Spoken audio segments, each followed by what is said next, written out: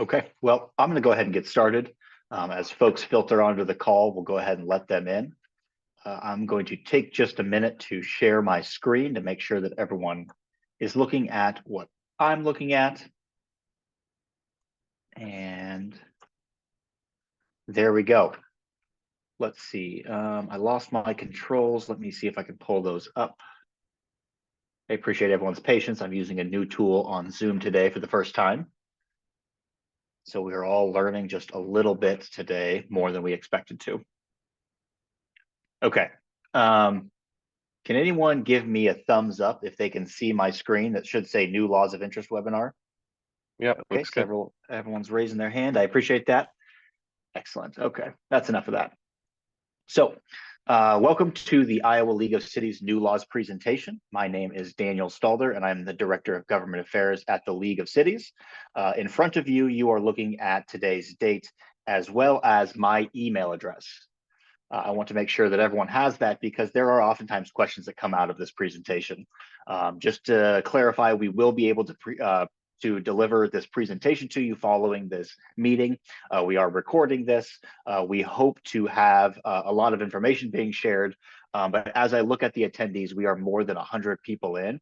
And so we're not going to be able to sort of do the raise your hand and answer questions. There is, however, a webinar chat feature, and I'm going to monitor that as we go. But I always have to clarify that a lot of what you're going to ask, and this is pretty much year in, year out that we do this, is not able to be answered in the moment. A lot of it takes sort of a careful read or a very careful eye, maybe something that I haven't quite considered through a law. And so I will not be able to provide sort of the robust answer that I might be able to if you ask a question through email or give us a phone call. So I do encourage you to ask questions throughout this. At the end of each slide, or at the end of most slides, I'll go ahead and open it up for questions and we'll see what comes through. But obviously we only scheduled this for an hour. As you know, any lobbyist who works in the Capitol, they can talk for much longer than that. And so I want to be respectful of everyone's time and make sure we get through this. I would mention that this is the verbal presentation of new laws of interest. In the next Cityscape magazine that should hit your doors, or the Cityscape magazine online, there will also be the printed version of new laws, which will actually have many more bills than we're going to discuss today.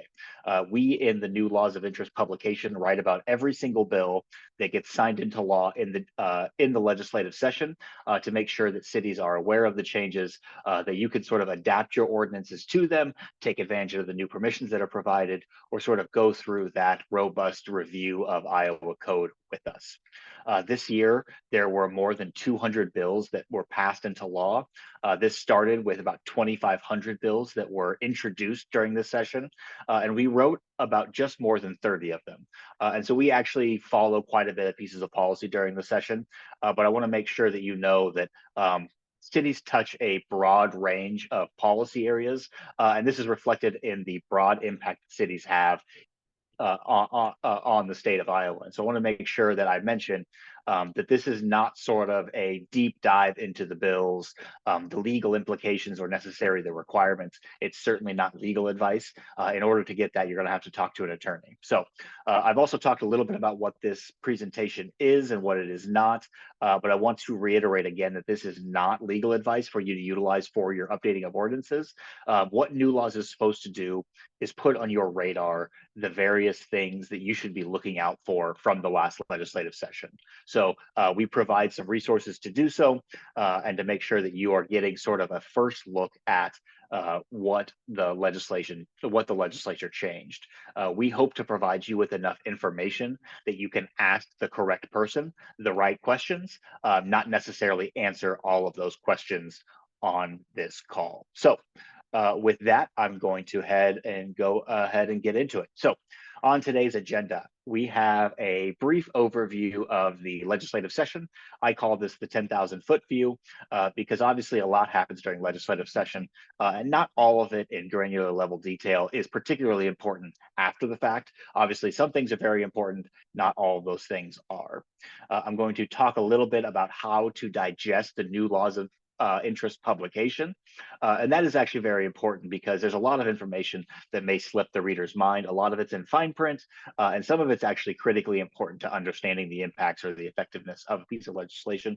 And so I want to go over that very briefly. But a bulk of today's conversation is going to be telling you the specific bills that I want to make sure are on your radar. Some of these bills will go into effect on July 1st. Some of them will have effects that if you don't act by July 1st, you may lose that authority. But again, this is just a quick brief. We should be able to provide the printed publication of new laws shortly. It's in the draft, or it's in the final revision stages, so we're just tweaking a few words, making sure all the commas are where they're supposed to be or not supposed to be. But again, please feel free to send me questions in the chat. I will take a look at that at the end of most slides to make sure that we are sort of covering the basis on the individual bills that we're interacting with. So, session from a 10,000-foot view is actually pretty interesting because when you talk to your legislator this time of year, and I sure hope that you are talking to your legislator this time of year, you will actually realize that the legislators don't have the granular level detail that you may have, or that your lobbyist may have, or the League of Cities may have about a specific policy. And again, I mentioned that there were more than 2,500 bills introduced during the legislative process. A single legislator will vote on everything that gets passed into law, but they certainly don't know every word in that bill, the intent of the legislation. They can oftentimes find this information if you ask the right questions, but they're not going to know immediately what comes, or immediately all the questions that you're going to ask them. And so I do want to mention, though, that they will know the sort of general themes of session. They will know that there were some sort of priorities of the various caucuses in the Capitol, and that these themes are oftentimes talked about in high level, especially during election cycle. If the legislator didn't work on a specific piece of policy, they may not know the ins and outs, but they will know that taxes are a big priority of this legislature. They work on income tax. They work a lot of time on child care taxes, the property taxes applied to child care, and they also work on various sales tax proposals.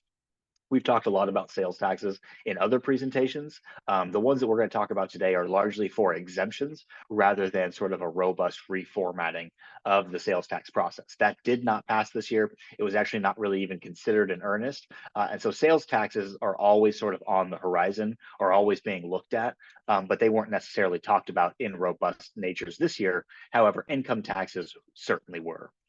Education policy was talked about at great length this legislative session.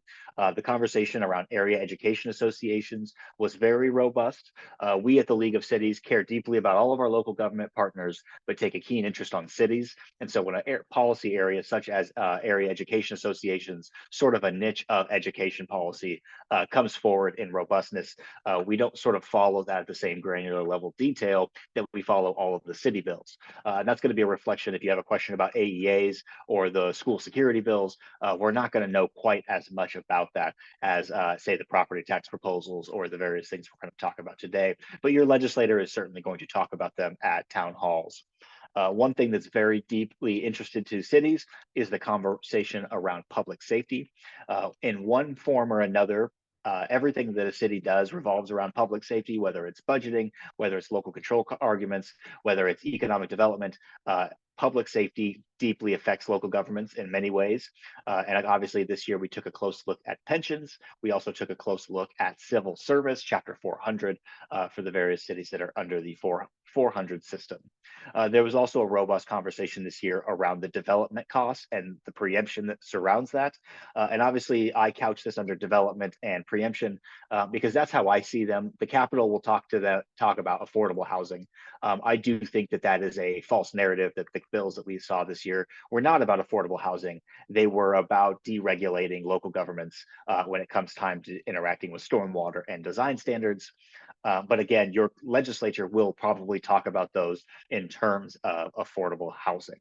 So this is my description of the themes. This may not be the description that your legislators use. This may not be a description that other lobbyists would use. But when I look at the Capitol, this is the sort of four buckets that I think that most conversations fell into in one format or another. Just real quick before we get into the real meat and the fun stuff of this, I would mention that the 2024 legislative session is the end cap of the 90th General Assembly. General assemblies are the proper noun that essentially spans 2 years in which a Iowa House member is elected to. And so you don't run, or the Iowa legislature does not run for Iowa House every session. They run every General Assembly. Procedurally speaking, that also does not reset the bill numbers. And so at the beginning of 2025, someone will introduce House File 1, someone will introduce Senate File 1, someone will introduce Senate Study Bill 1, someone will introduce House Study 1, but in 2026, they will not. And so those bill numbers run for a 2-year span. This is also important for constitutional amendments. They have to be passed in 2 general assemblies, and that is different than 2 legislative sessions. So 2024 was the last session of the 90th General Assembly. This is oftentimes called a campaign year. That does mean that your Iowa legislators are likely running for office in 2024. Obviously, in general election years, these are even number years. We're talking about no U.S. Senate races here in Iowa, but every U.S. House member, all 4 of them, half of the Iowa Senate will be up for election, and every member of the Iowa House will be up for election. So we are very familiar with elections in Iowa. It will be campaign season before too long. We actually just had a primary election on June 4th. And so we're still sort of sifting through those, the details of who won their primary races. But obviously the League of Cities does not engage in politics. That's actually a restriction that we see in Iowa code. We are prevented from operating a political action committee, making endorsements of candidates, or supporting political candidates. And so we oftentimes view these changes, not necessarily get involved in them. And the fun one that I always say is that relationships are a garden. The soil that you create can be amended. The seeds that you plant can be changed. The amount of watering and attention you provide a relationship can be too much or not enough or just right. And obviously, whether or not you reap the rewards of fruit or reap the sort of punishments of weeds are oftentimes the dedication to getting all of that just right. I think about this as I'm tending my flowers and tomatoes this year, that every issue that we deal with at the League of Cities is a city issue. And so we need to make sure that we sort of maintain that garden of relationships, because there will be a legislative session just around the corner. Even though I'm talking about the last legislative session, just know that the next legislative session is already on our mind, and is probably on the mind of your legislators as well. I want to talk a little bit about the new laws publication. I'm actually going to pull in our draft into the screen, and I hope you can see this. This is what new laws looks like. It's got a little bit of a preamble, table of contents. It looks a lot like last year's, or at least it sure should. This is what we refer to as how to read new laws. And so what you're looking at right in front of you right now is essentially a example. And I apologize, my screen is down here that I'm looking at, so I'm not looking at the screen here or the camera here. This is the bill number. And again, bill numbers are specific to general assemblies. And so, for instance, we all care deeply about House File 718 that was passed in 2023. There will be a new House File 718 in the 2025 legislative session. So oftentimes, if you're referring to a bill, you may have to say, oh, this was passed in this year, it goes all the way back. And then there'll be a very, very short description of the bill. This is oftentimes a proper noun. This is created by the League of Cities. This is not necessarily the bill name that the legislature will utilize. If we want to sort of have consistency with the legislature, we will oftentimes use their vernacular, but oftentimes those are a little bit slanted. So you'll oftentimes hear about the stormwater bill versus the topsoil bill versus the, that sort of proper noun can change depending on who you're talking to. And so the bill numbers are crucially important. The next portion, these sort of 2 or 3 sentences, gives you a very, very high level description of the bill. This is, again, not supposed to be everything that's in the bill. It's supposed to make you think, when I'm working on an ordinance that deals with this, this, and this, I remember in new laws they talked about that. So again, certainly something that's supposed to trigger your mind for more research, not necessarily the last stop on your research project. It's very important to know that every bill that passes amends a piece of code in Iowa. And if you look at a piece of legislation, you'll see underlines, you'll see crossouts, and that's essentially telling you where in Iowa code you're changing. But knowing that sort of reference point to say this amends 12A or this goes into 384 and updates the definitions of an entire chapter of code, that tells you exactly where in the current code you can look for the last version of it. And then obviously an effective date, very, very important, primarily because not all bills actually go into effect when they're passed. Most bills are actually effective on July 1st, the year that they were passed and signed into law. Occasionally, a bill will have multiple effective dates. So a very specific section of code will be effective immediately, whereas other sections have a delayed implementation. And some bills do have a delayed implementation. Some bills are so administratively burdened to overcome that we ask for a delayed implementation if they're going to go into law. And this basically tells the people that are working on that section of code, you have until this date in order to get your ducks in a row. Occasionally, very rarely, but occasionally, a bill will have retroactive applicability or retroactive effective dates. And those are kind of alarming in a lot of ways. It basically says that on this date, even though it wasn't passed into law at that point in time, this is effective for that. So you can essentially say, this practice is banned, and it was banned on January 1st of 2024. Those happen rarely, but when they do happen, it's very important to know that they are going to be very important pieces of policy. So I'm going to see if I can get back to my presentation on the PowerPoint. The only other thing I wanted to mention is that there are several categories in new laws. We oftentimes group them together on administration or public safety. This is, again, the League of Cities sort of quick glance description of them. It's not necessarily how you would organize them or necessarily how the legislature would organize them, but we want to make sure that they're at least organized, not randomly, but in some sort of consistency. So I'm going to see if we have any questions before I start talking about specific pieces of policy that I want to make sure that we all know about. Do we have any questions so far?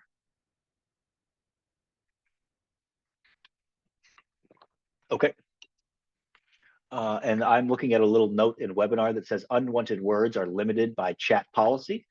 So I'll be fascinated to see whether or not we use some unwanted words to describe the legislative process throughout this webinar. But the first bill that I want to talk to you about is Senate File 2442, and this is technically a property tax bill. This bill, though not necessarily how the legislature has looked at property taxes in the past, was actually sort of a beneficial to local governments in a couple different ways. The big change is it did alter the income tax rate.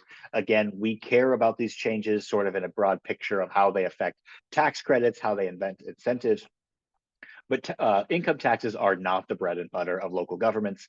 They are, in fact, for other people to care about. They're in what we refer to as other people's lanes.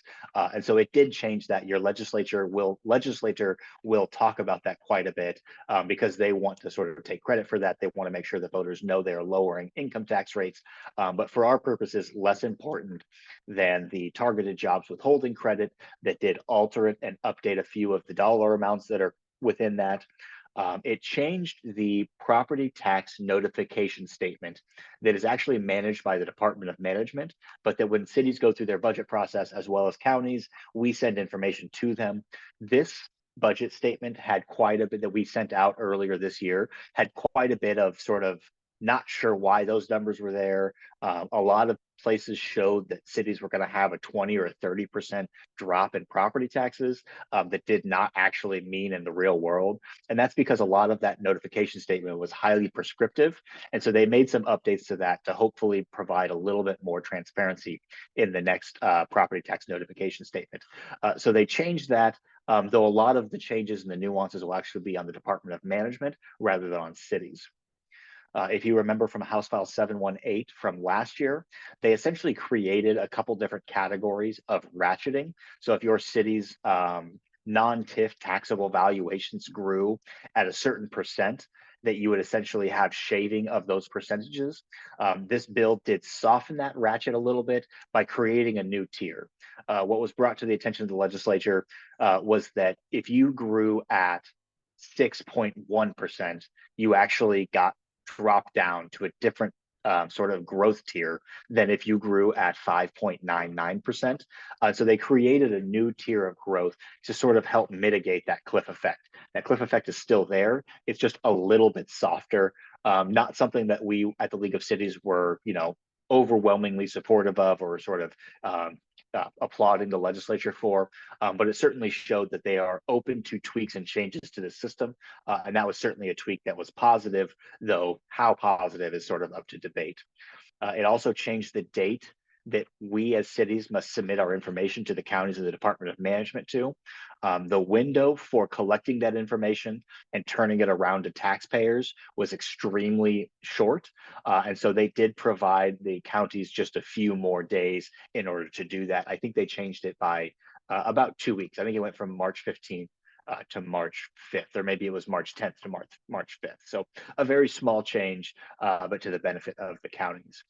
Most of these changes that I'm discussing are also effective for the next budget year. So this was actually discussed and passed before some cities certified their budget.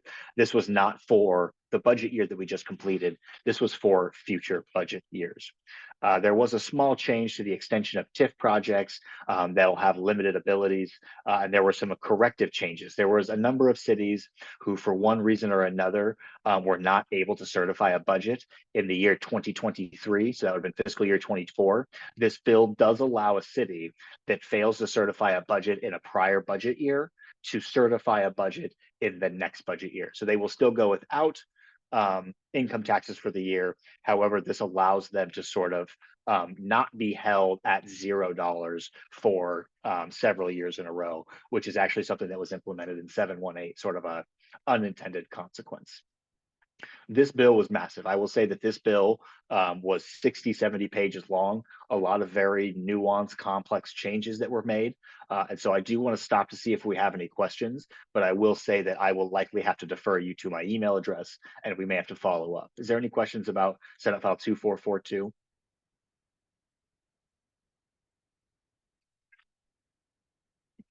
Okay, I'm not seeing any. If people are sending them and I'm not getting them, I apologize. We will go ahead and just move on, and we can come back to questions, or we can have them emailed to me later. The reason I want to talk about this next bill, House File 2556, is there's actually a liability imposed on the city for this bill. And that is because the legislature saw a bill that was passed many years ago, I think 3 or 4 years ago. They essentially preempted local governments from regulating firearms in a lot of ways. There's language about, and this is all current existing law, that says that cities shall not regulate the lawful carry, you can't regulate attachments, you can't regulate all sorts of things that deal with firearms. But there really wasn't any teeth to it. It was kind of just a honor system saying that these are going to be voided if a city violates this preemption. You're just going to be voided, that they can go to a court and sort of have those restrictions lifted. What this does, and I apologize, this is not the content that I wanted to show you. I apologize. This is content from the last one with an updated bill number. What House File 2556 does, and I apologize, do not look at this content down here, essentially says that if you violate weapons preemptions laws, I think that's chapter 712, the city will have to pay a fine. And so these are oftentimes saying you cannot carry firearms, or you cannot carry a magazine in certain sizes. There are some cities that say you can't carry firearms at public parks, and a lot of that has been preempted from local government's purview. And so what House File 2556 does is say that in the event that a city does not remove these restrictions from their ordinances, an individual can inform the city that these ordinances are out to date or have already been preempted by state law. And then in the event that the city has been notified, at which point they continue to provide those regulations, that there can be a court assessed fine on the city to the individual that had their rights removed. I mention this because there are people out there, they call themselves Second Amendment auditors, who are, for one reason or another, trying to create problems in terms of intentionally pushing the line. And so if your city doesn't know what that line is, there is possibility that there is now a court fine. This is a change, not necessarily in what the cities can and can't do, but again, in the enforcement mechanism that the legislature applied. I do apologize that House File 2556 is not being described in these bullet points. That is an error on my part. We'll get that updated and fixed before we send out the slides. Senate File 2331 is a positive change for cities across the state of Iowa, and it deals with the regulations around newspapers of record. One of the biggest changes that sort of was there is that newspapers, in the event that they refuse to publish local government ordinances, there is a possibility that a city can sort of post on their website, as well as delivering it to the county's website, and that in the event that the newspaper cannot publish or refuses to publish, you can still move forward with your projects. We brought this to the attention that essentially city business could be filibustered by a newspaper, that it's entirely possible, though not likely, that a newspaper would just fail to publish or refuse to publish a governmental notice, at which point the city is sort of has their hands strapped behind their backs. That is the biggest change within this bill. And again, a lot of this bill deals with the regulations of newspapers and interacts with how governmental notices are published, but not necessarily a direct benefit to cities, though sort of a tangential benefit. The next big change that I want to mention is this 72-hour publishing requirement for daily newspapers and 48-hour window for weekly newspapers. The cases that were being brought to us was that a small town newspaper would have a publishing deadline. And so let's say that you have weekly publishing on Wednesday, they would say the Wednesday before we publish, you have to have your documents to us. And then without any notice, that would change. A city would then notify the newspaper 8 days in advance, as their previous policy stated. And essentially the newspaper would say, oh, I'm sorry, we changed our publication window. We'll get you in that next publishing. Because of the fact that publication windows are so very stringent and codified, it provided a very lack of flexibility there. So Senate File 2331 goes into the section of code that regulates the newspaper of record and sort of creates new definitions, new standards on newspapers that they must follow. And all of this was done in the benefit of local governments. We greatly appreciate working on this.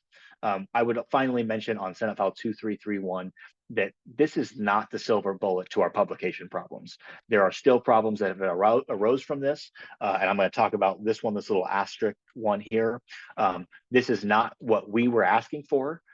But when you ask for something in the legislature, obviously what the other side, the newspaper association, and what the groups in the Capitol want to do are also very important. So this was very much compromise language, but compromise that certainly was to the benefit of local governments. One of the sections of this code says that a newspaper shall not charge for proof of publishing. I had originally read that and interpreted it as saying that a newspaper shall not charge for an affidavit of publishing. And I even actually have put together a presentation, I think a few of them, and said that newspapers will no longer be charging for an affidavit of publishing. They cannot do so.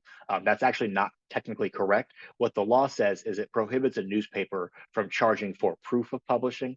And we've already had newspapers say to local governments, I can provide you proof. You will have a physical copy sent to you. That's not necessarily what satisfies our requirements on our local government side. And so something that we're going to be interacting with the legislature on to see if they did mean a clarification on affidavit of publishing versus a proof of publishing. So we are getting a few questions that roll in here. So I'm going to go ahead and pause for a second to see if you guys have any questions here and go ahead and organize these questions to make sure that we're not overlapping too much. The first question has to deal with whether or not newspapers publish online but not in print. I would mention that the actual publication date, and again, I'm going to be hesitant to say this out loud, but I'm willing to do it for everyone here. Newspaper of records are required to deliver in person, and the publication date will be the newspapers hits the door rather than online. The next question is about the 72-hour publishing requirement or 48-hour publishing requirement. I do believe, yes, that this law says that a newspaper of record is required to accept and publish within 72 hours public notices if you're a daily newspaper, and within 48 hours if you're a weekly newspaper. This is certainly, again, something that I want to make sure that we have several eyes on. I can read to you the language in the bill, but I can't necessarily provide you a legal interpretation of that. And so do take a look at Senate File 2331. But I do believe that if your newspaper wants to be considered a newspaper of record, this is one of the standards that they will have to follow. And that is, if they are a daily newspaper, they will publish within 72 hours of receipt. And if they're a weekly, they will publish, if you get it to them, 48 hours or more before their publication deadline. The next question, I don't know if everyone's seeing these. The newspaper publishes 3 times per week. I don't believe the legislature contemplated tri-weekly publications. That may be something that we have to look at, or maybe possibly a conversation you have with your newspaper as well. I do believe that these are total hours rather than simply the business hours. 48, I don't think 48 is ever used in terms of business hours. That would be essentially 8 days. So certainly something to look at, but I think that's 48 working hours. The next bill I want to mention is House File 2398 that deals with public official bonding and insurance. And Daniel, this is, can I again, hold you up for a sec? Yeah, Michael, what's up? Yeah, so questions are coming in both in the chat and in the question and answer feature. Okay. Let me see if I can find the question and answer feature. Everyone, bear with me. I apologize, you watching me learn here. Q&A. Okay.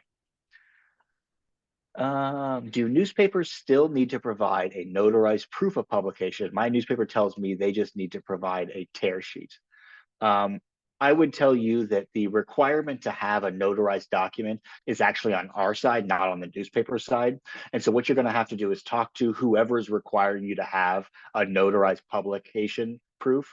And I would mention that that is going to likely be your bond counsel, an attorney that says, in order to proceed with this bond, we need to make sure that all your ducks in a row. And then again, I would mention that the Iowa legislature, I thought, was clear that proof of publication meant an affidavit of publishing. These are notarized, says this city government on this date published this information. However, the newspapers saw that very differently. And I will say that they're looking at it in terms of strict letter of the law. They say the language of the bill says proof of publishing shall be free. And so obviously their definition of proof could be different than our definition of proof, but something that we're going to be looking at in the next legislative session. The next one says, for local newspapers that are now owned by companies from the East Coast, do they have to follow this? We have a newspaper that charges $20 for affidavit of publication. And again, the difference between proof of publishing and affidavit of publishing is something that an attorney would have to have for you. However, I would say that this applies to any newspaper of record in the state of Iowa. And so if they want to follow that designation, there's several things they must do. They must have so much of their content dedicated to newsworthy sites. They must publish a certain frequency. They're not allowed to be things like auto traders, things that are just advertisements. And this essentially bill, this House File 2331, excuse me, essentially updated several regulations for newspaper of records. Okay, I think that's it from the questions that I see. Moving on to the public official bonding and insurance piece. This essentially goes into Iowa Code Chapter 64. And if you're not familiar with Code of Iowa Chapter 64, I encourage everyone to take a look at it. This essentially says that certain government officials must maintain a bond. And if your local government officials are not bonded, that there are essentially consequences for the actions that they go through for that. I would mention this website at the bottom is the reason that we have this bill. There is a national organization that is publishing the information that allows your citizens, your local governments, to challenge the actions of your local governments based on the inability for your city to generate this proof of a bond. And so essentially what this does is it allows for a local government to, in lieu of holding a bond, hold a insurance policy that is essentially the same thing as the bond. It also changes the penalties for not holding this bond. It used to be removal from office. Now it says you are suspended from office until a reasonable amount of time, at which point you can be removed if you don't maintain that bond. So it's just very important that you look at Chapter 64. I believe this is required for very specific people within city government, city clerks, finance officers, those that have authority to spend money, and even the mayors are required to be bonded by the city. So House File 2398 was to the benefit of local governments. This allows us a little bit more flexibility in the products that we can purchase in order to cover this requirement. And it also certainly has a changes the penalty for doing that. Now, I do see someone's hand up, but unfortunately we have just over 150 people on the call, and so we're not going to be able to take questions live. If you would be able to send your question in the question and answer feature or in the webinar chat, or again, send me an email, I'd be happy to take that question offline as well. I will pause now to see if we have any questions about the bonding piece that are contained in House File 2398.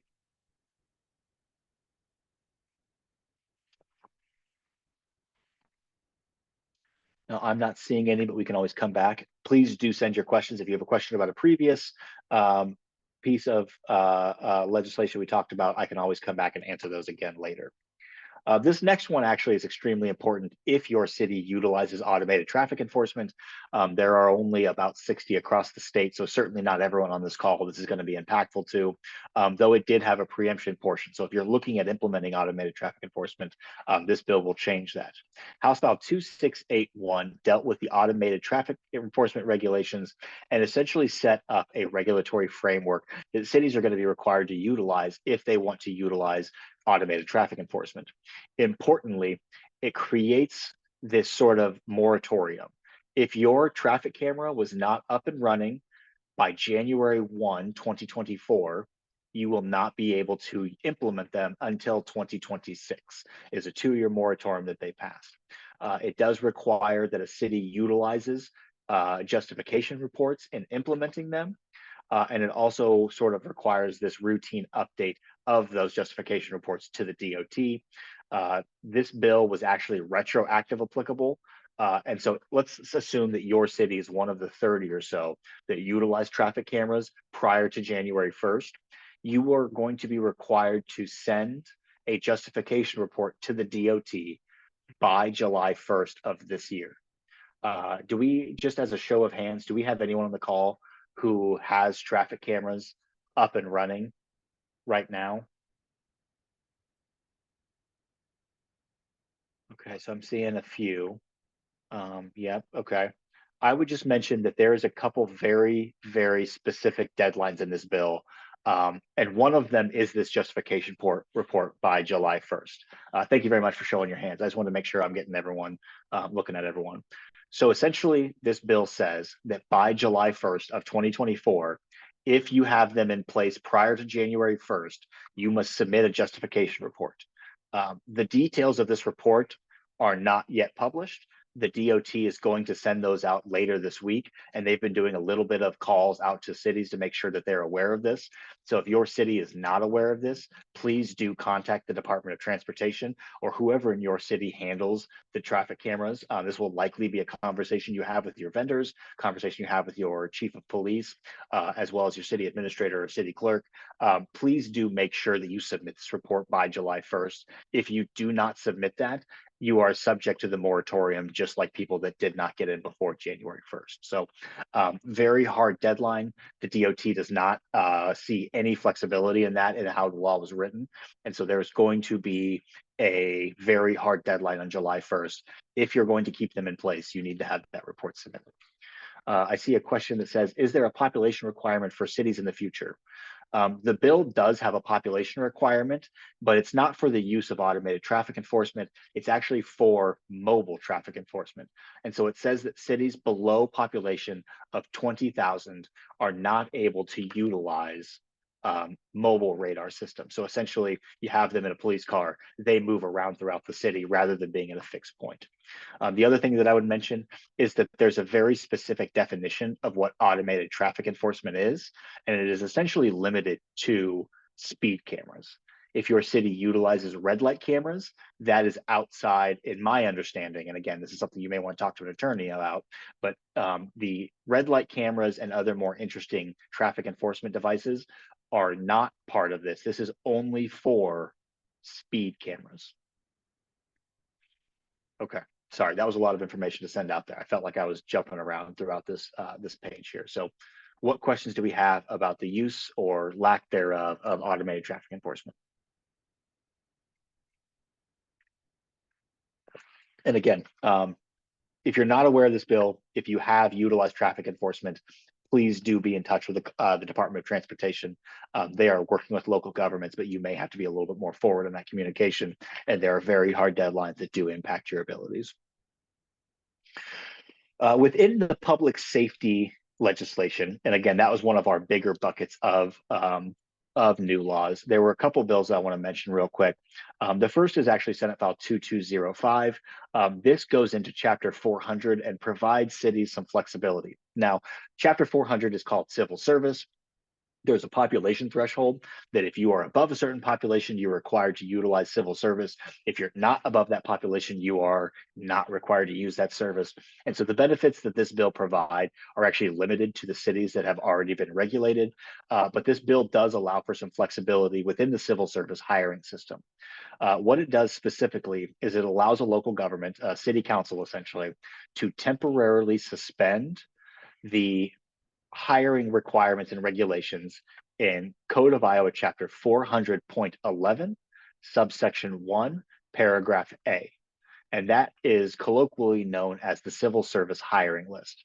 Now, for those of you that are not familiar, or those of you who are interested in this, and I guess those of you stuck on the call are going to hear it anyway, there is essentially the requirement that you open a job application for a certain amount of time, you leave it open for a while, you pick from a list of ranked individuals, and what that does is it slows down the hiring process aggressively.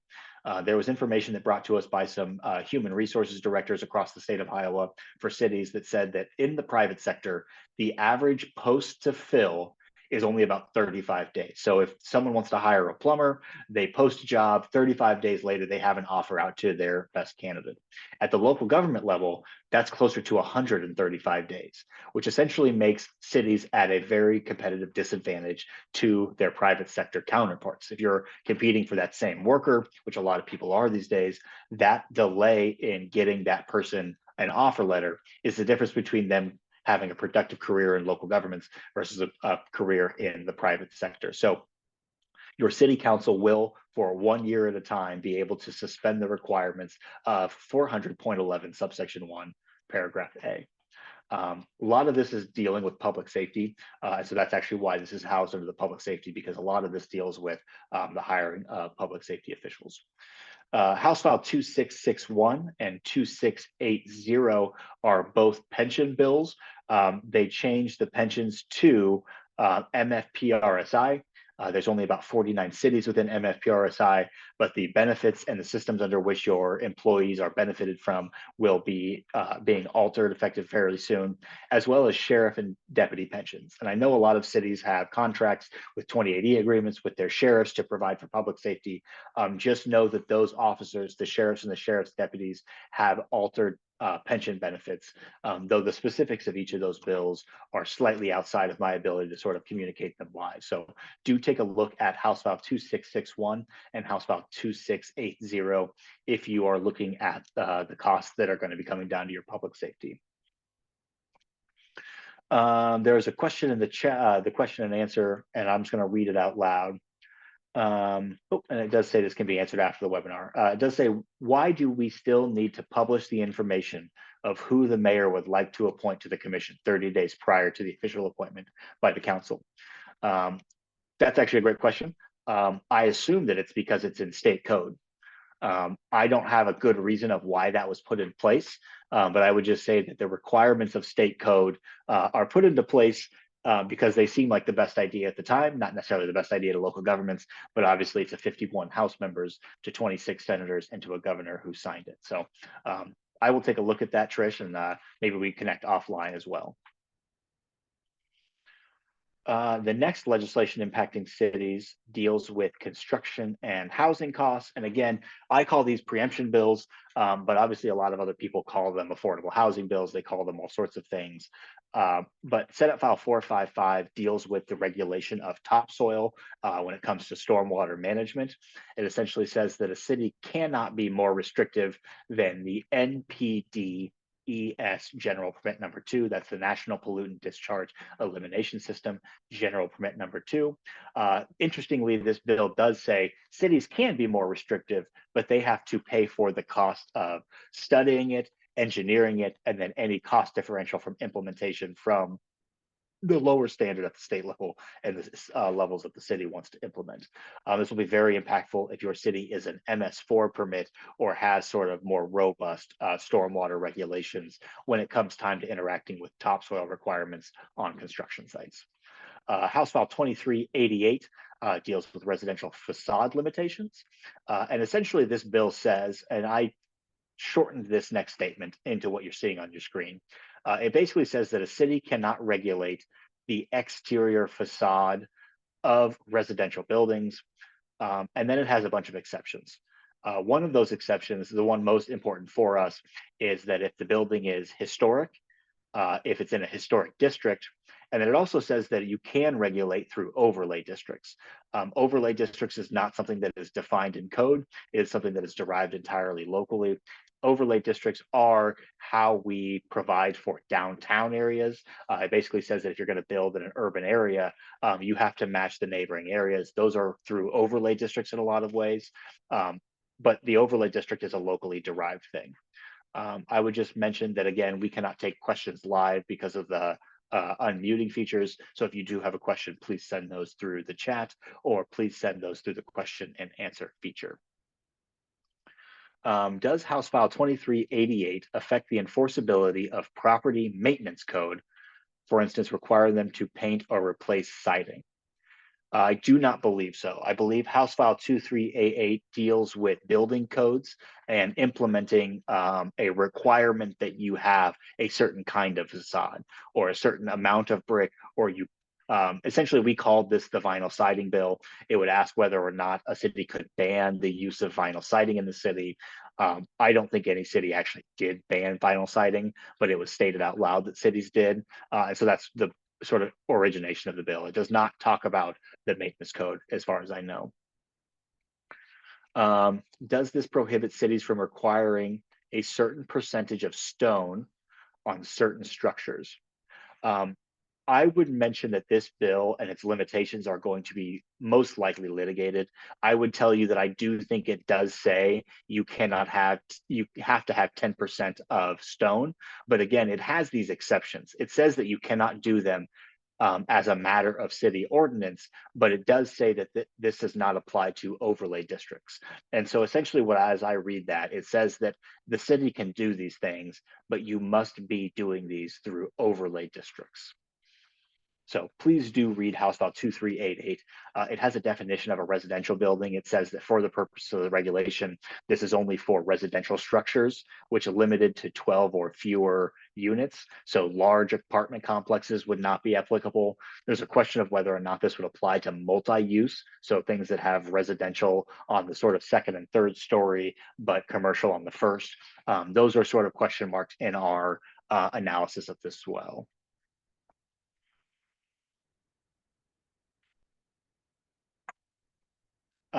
For those of us that interact with alcohol and tobacco permits, a couple interesting bills that I want to make sure you see.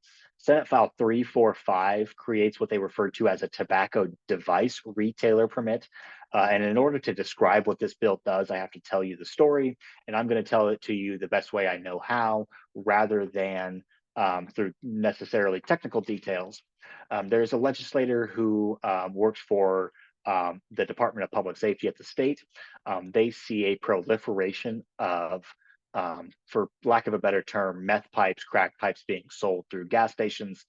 They do look a lot like pipes that are sold that are glass or metal, but they're very clearly not for sort of the more common usages of pipes, tobacco for one of them. What this bill does is it goes into and says that in order to have these things sold, you must have a tobacco device retailer permit. This is going to look a whole lot like the tobacco retail permits, but this is a tobacco device retailer permit. There is a fee that's attached to this, and I believe it's $1,500 per year per location, and that money does get funneled back to the local governments. This will be run through the Alcohol Beverage Division, which is now the Department of Revenue. And I would mention that there's also a requirement that if a city is revoking a tobacco device retailer permit, that information is being communicated back to the state.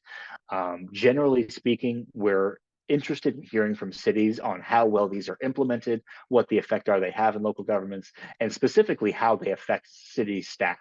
If this is something that's a massive burden on your time with very little benefits to the government, we'd like to hear about that. The implementation of a new permit is always a question of, okay, so how much is it going to cost? Are we going to be able to hire someone to do this work? Or will it be one more thing added on to an employee that's already existing? And we would like to hear from you on that. So Senate File 345 creates a new tobacco retailer device permit that if your city is having locations that sell certain kinds of pipes, they will have to apply for this as well. There was also a couple new alcohol licenses. The big one that I want to make sure I mention is House File 2648. It creates a new temporary Class C license that does not conflict with other licenses. And what I mean by that is there's a requirement that if you have a temporary license, and let's say that you are, or there's a business that is a distiller, that you would have to close down your distiller room in order to utilize a temporary event license to be at, say, a street festival or at a fair or at a farmer's market. This bill says that this new temporary Class C license does not conflict with very specific other licenses. Again, this is a temporary Class C, and they also limited to the number of them. This is all going to be handled again through the online system that the Department of Alcohol, the Alcohol Beverage Division has created. If you have any questions about the Alcohol Beverage Division systems, their permits, their online portals, a good guy in the Capitol, his name is Tyler Ackerson, oftentimes work with cities. He is a powerhouse of information. He can certainly answer your questions better than I can. Okay, and I think I want to mention just a few other notable bills. As I mentioned, we wrote about 35 bills in new laws of interest publication. We only covered maybe less than a dozen today. So there are going to be a lot of interesting bills that as you read maybe have some very important caveats. The one that I want to make sure everyone is aware of is Senate File 2385, which is a massive bill, but tucked away in this several hundred-page bill is a requirement that your city's governmental bodies provide remote options. And so that is going to largely be managed through the Iowa Public Information Board, whether or not there is compliance. But essentially there is a requirement that governmental bodies, I think that's in Chapter 21, be able to manage remote or hybrid meetings. This will go into effect on July 1st. And so please do take a look at this. If you're looking at Senate File 2385, make sure to mention that make sure to search for the word hybrid. That's going to be your keyword that jumps to where you're supposed to be. But do make sure that your cities are able to provide the ability to provide hybrid meetings for all governmental meetings.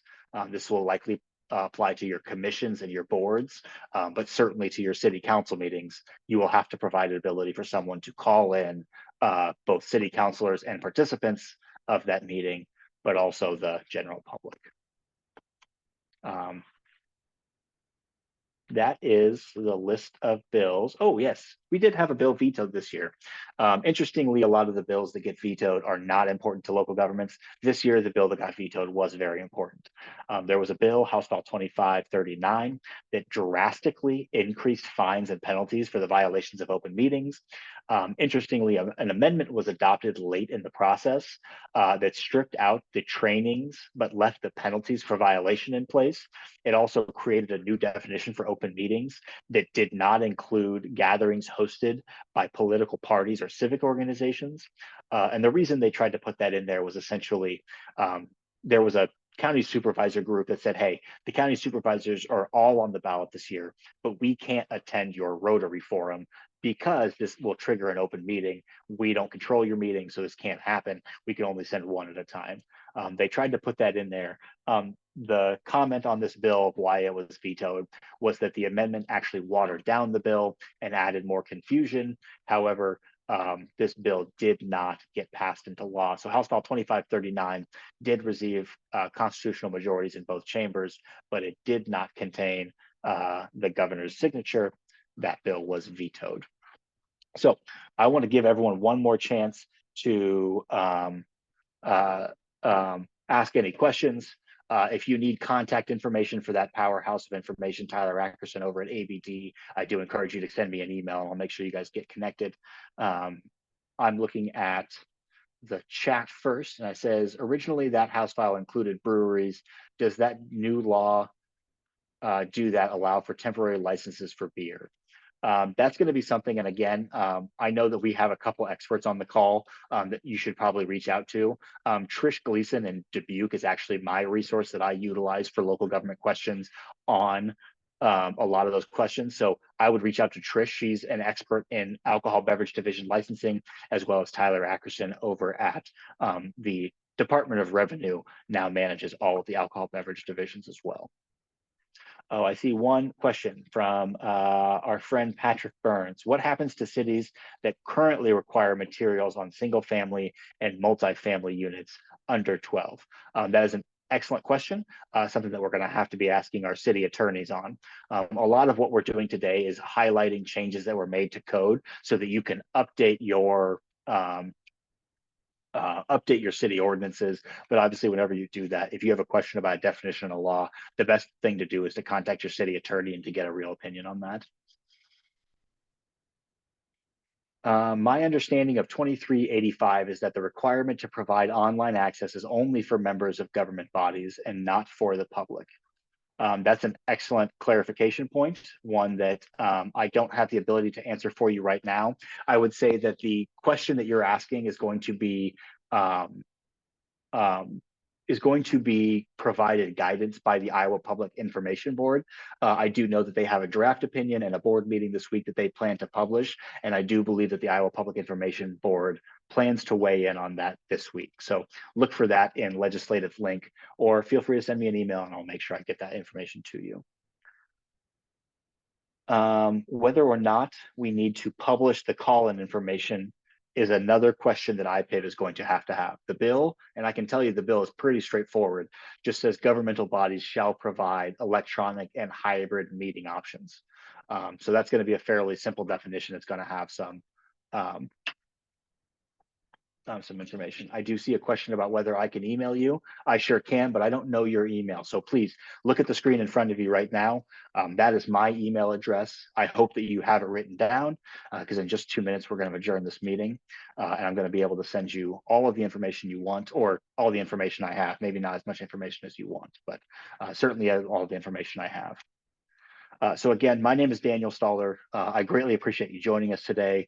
This has been a productive conversation on my side. The questions you guys ask are extremely important to me because I don't always have the answer. But what my job largely is to pose the questions that you have to the people that should have the answers to that. Sometimes that's to make them think twice about passing something, and sometimes it's honestly just to get a better understanding. You will notice if you follow along on our calls year in and year out that the legislative group that currently is up there is not always the most robust or detail oriented. It's our job as constituents, our job as lobbyists to make sure that they know that there are questions and that hopefully we can have some clarity outlined. So with that, I'm going to end this meeting. Thank you very much for joining us and hope you have a great rest of your week. Thanks, everyone.